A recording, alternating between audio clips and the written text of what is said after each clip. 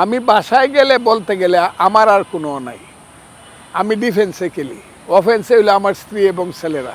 আচ্ছা, খেলাধুলার প্রসঙ্গ যখন আসলোই, সামনে বিশ্বকাপ ফুটবল আসছে, আপনাদের মধ্যে কে কোন দলের সাপোর্টার সেটা একটু শুনতে চাই। আমি বহুদিন যাবৎ পেলে যখন খেলতেন, যখন ব্রাজিল বিশ্বকাপ জয় করত, সেই ব্রাজিল 4 বার বিশ্বকাপ জয় করছে এবং এখন ব্রাজিল আর সেই রকমের টিম না, অন্যান্য টিম অনেক উপর উঠে গেছে, আর্জেন্টিনা, মেসি টেসি বা যারা ম্যারাডোনা, ঠিক আছে ম্যারাডোনা তা সবাইকে পছন্দ করে, কিন্তু সাপোর্টের দিকটা আমার সবসময় মনে হয় বিশ্বকাপ ব্রাজিলে যায়।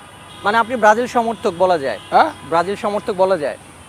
ব্রাজিল সমর্থক, সাংঘাতিক সমর্থক। কারণ আমি নিজে ফুটবল খেলতাম, নিজে সেন্টার ফরওয়ার্ড খেলতাম, গ্রামীণ এলাকায়, জেলা লেভেলের উপরে আর খেলি নাই। ফুটবলে আমি আর্জেন্টিনার সাপোর্টার। ও, তার মানে হচ্ছে যে একদম চির জাত শত্রু। আর এটা কিভাবে আপনারা এটা মেলান কিভাবে? একসাথে দেখি, ও মাঝে মাঝে বলি যে দেখো তোমারটা এরকম করলো, আমারটা এরকম করলো। হ্যাঁ, না, উনি হেরে গেলে খুব মন খারাপ থাকে ওনার। আমার মনটা খারাপ থাকে। কখনো কি মনে হয়েছে পিছনে ফিরে যে রাজনীতির কারণে হয়তো জীবনের অনেক মূল্যবান সময় কিংবা মূল্যবান অনেক কিছু হারাতে হয়েছে? না, আমি হয়তো বা ডক্টরেট করতে পারতাম, এটার জন্য আমার একদম চান্স ছিল আমার অক্সফোর্ডে লেখাপড়া করার। আপ টু 1988, 1988 সন পর্যন্ত অক্সফোর্ডে পড়ার জন্য আমার অফার ছিল। কারণ ওখানে 2 জন স্যার ছিলেন যারা আমার স্যার ছিলেন জীবন, তারা সবাই বলছিল you are the man to get yourself admitted in Oxford.